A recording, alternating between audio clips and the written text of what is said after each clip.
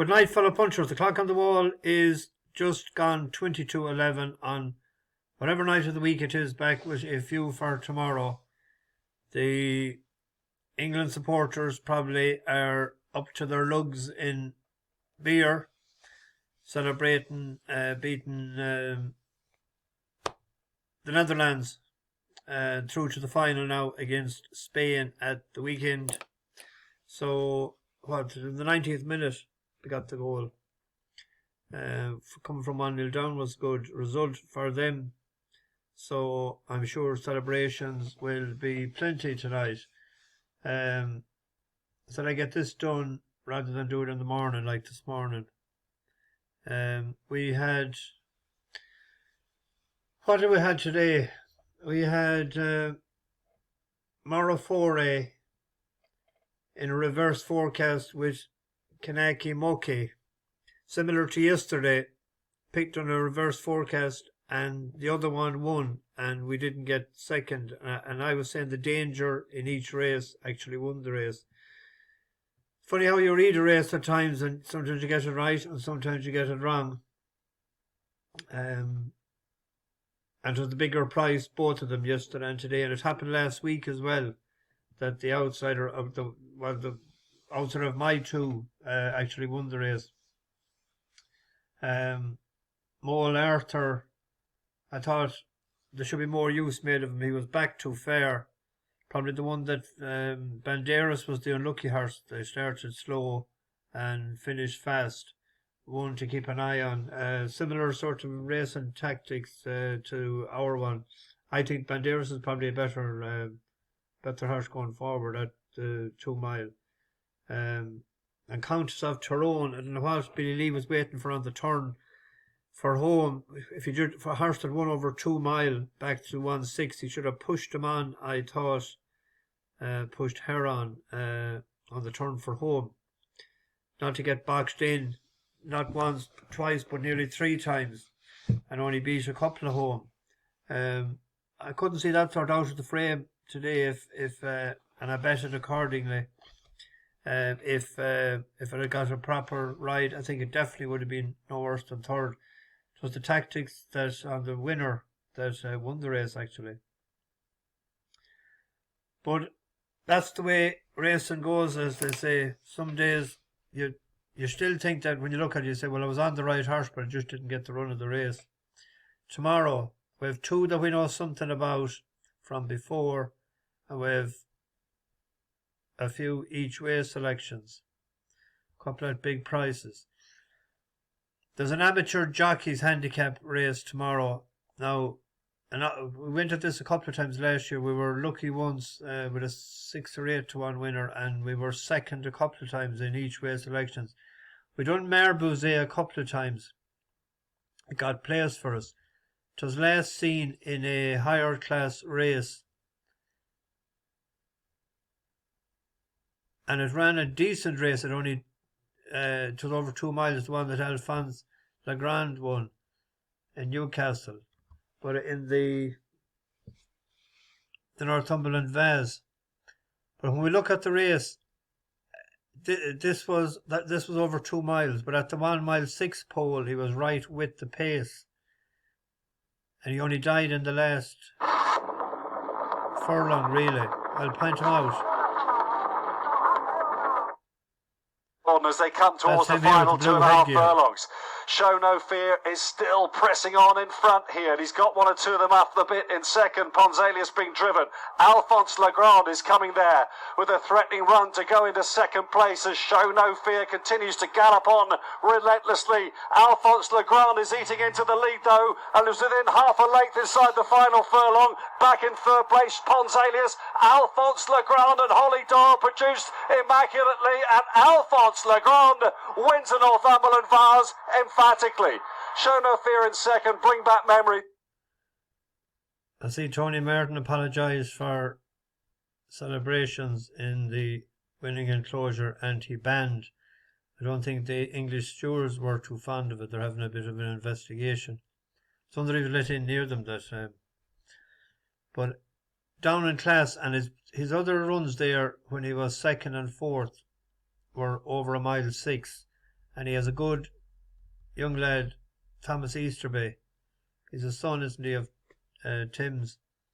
So hopefully he can get his nose in front there tomorrow. 11 to 4, 5 to 2, 3 to 1 with Hills. We'll go according to in chronological order. That's a big word like marmalade. There is I think it's 15 runners now. I think there's one gone. Is there in a 6 furlong sprint? Yeah, El Manjed is gone. A high draw is essential, I think, here. Look at the last few years, drawn 11, 14, 16, 12 and 20, 8 and 19. And 3 had won it and go back to 2012, but you're better off be drawn high. And I went with a high draw, and I went with a 20 to 1 shot. Brave Empire. Danny Tudd in the bike for Roger Varian. Varian is going pretty well in the last 2 weeks there now. He's 6 for 23, 26%. But he won well there in Lingfield last February in a good time. And then he ran on behind Photosynthesis in and that was on Good Friday. But he ran at 40 to 1 in the Palace of Holyrood House. He finished, I think, was it 11th?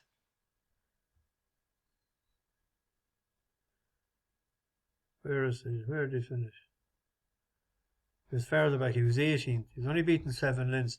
I'll point him out.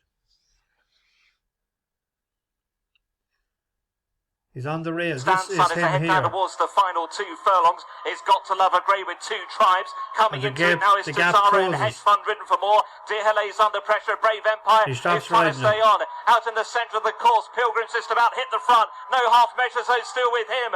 Battling away just in behind. Then is Blue Storm. And then came Wood Hay Wonder. Up to the line they head. Is Pilgrim out in front. And Pilgrim's going to win from Blue Storm. Wood Hay Wonder and no half measures. A tight in behind for third. Then they're on the wrong side. He'd have finished 5 or 6, maybe 7 places higher if he had got through. The gap closed just when he was making his move. I think drawn high and decent form there at 6 furlongs. The top 2 there in the market, 6 and 15. 6 is drawn 6, and 15 is drawn 8. Good going on the draw, an each way bet at 20 to 1. I think they're paying 5 places, aren't they?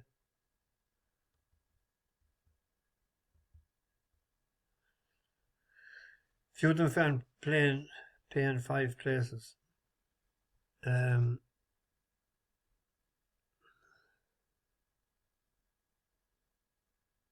Leopardstown. Oh yeah, we'll go to Leopardstown. We'll get this one out of the way first. The 1 mile 7 qualified riders race, won last year by Jesse Evans. They were trying to tune him up for the Galway hurdle that we were so in hard luck with our double. We had him at 20 to 1. He had a run last year. Prior to this race, he had ran in Bellstown. He was second to Party Central, and then he won this. He was rated 89. He's rated 102 now, isn't it? 101. The year before as well, 2022, he was second first time out at beaten ahead, and even going back to 2021. And his initial first race, he was third. So I'm just hoping that he's all right, that he doesn't need the run. Of course, Royal Eagle and 6.5. 6.5 was second in Ascari in Listowel. Royal Eagle won well enough the last day. I should have backed him that day or tipped him. We didn't because he had won for us before. We'll go with Jesse. Finn Tegetmeyer has rode for Noel Meade before.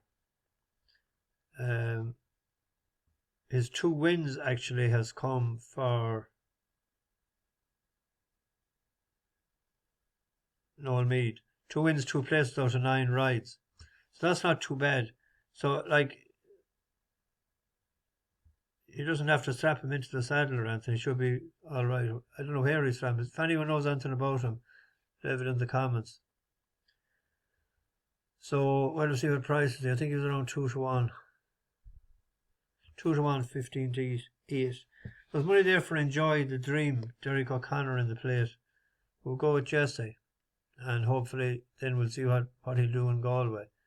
There's Fillies, 100,000 race, 60,000 to the winner. We were on Livio Emilio the last day. I was a bit disappointed. I don't think it grew much over the winter. And I was a bit disappointed that it didn't win the last day, so I'm leaving it alone tomorrow. I gave it the chance. We won on it last year in Galway, in a maiden, but I don't know, it just hasn't tickled me fancy since. I thought the horse to back each way was Lady Lunette. Colin Keane taken over from Ben Cohen. Now this ran the last day. Well, we'll go back to where it won over a mile first on good ground in the Curragh last year. It was off 84. It went up to 89. Has ran a good few nice races there this year. But the ground was heavy, soft. And good ground then, but it was 10 furlongs. And back to 8 furlongs the last day. It's £2 lower than its last winning racing mark. It was behind Schnellen, and it was given it £4. And tomorrow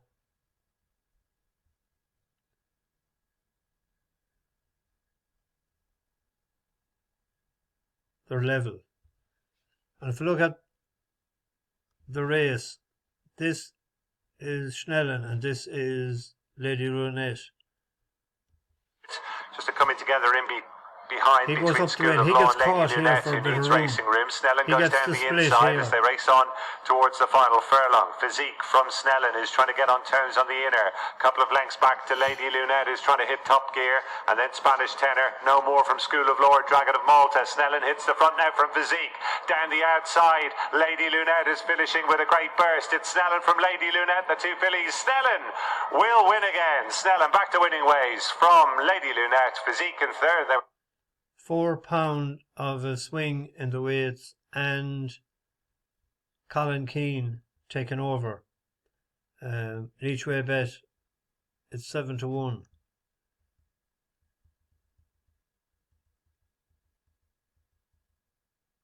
$13 to 2. There's one other race tomorrow. There's a big price horse. It's 4 to 192 the field. But if you look, Ferrybank is Ted Welch's horse. And if you go back 2 runs back, it was 14th of 19 in a mile race at the Curragh. And then it came out next time out and it won. But the horse that was 5th that day, Golden Pippen, Royal Pippen, first run for Patrick McGee. He is in the Steve Donoghue colours. But that'd be Ferrybank here. And this at the back is Royal Pippen. Is Cassina and Royal Pippen dropping out of contention as they'll bellow as they come past the 2. Looks wide open. Global Energy over on the far running rail. From Shigar, every little step is making headway.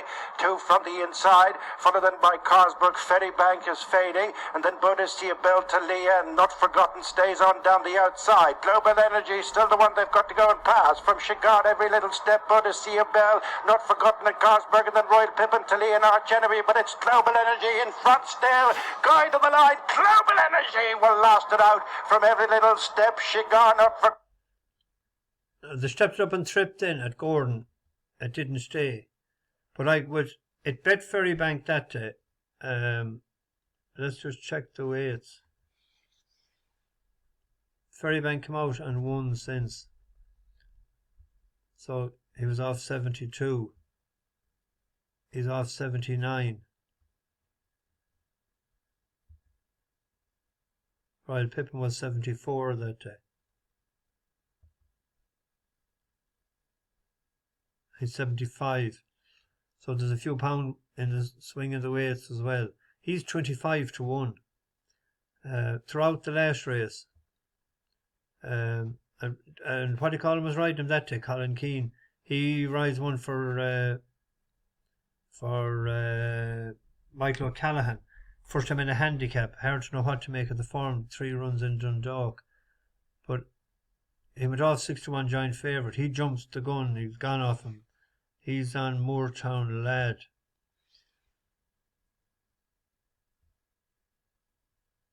Three runs in maidens, so it's hard to know what's the story there.